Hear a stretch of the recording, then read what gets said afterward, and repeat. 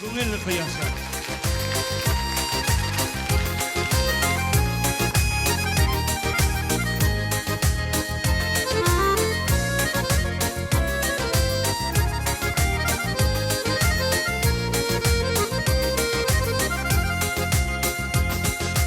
Күңелемдә кояш яктылыгы, кайнар мөхәббәтле йөрәгем. Үз халкымды яратканга күрә, изгеләрдән изге теләгем. Һәрбер таңы якты, көнем аяз, уйдарымда изге теләктә. Дөнья матур, без яшәйбез йөрдә, дуслык хисен хаклап йөрәктә.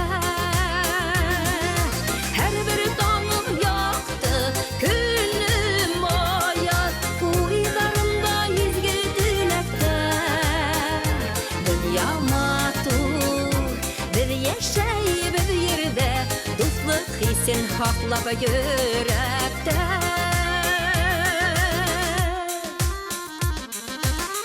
Tarafka selamlarım eytem, merhametler yağın yerime.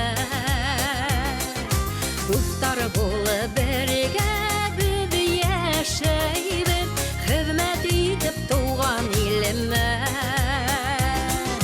Her bir tağım yaktı, günüm ayaz, uydarımda izgi dilekte. Dünya yaşayıp yürüde, dostluk hissin haklap yürekte. Her bir tağım yaktı, günüm ayaz, uydarımda izgi dilekte. Dünya matur, bir yaşayıp yürüde, dostluk hissin haklap yürekte.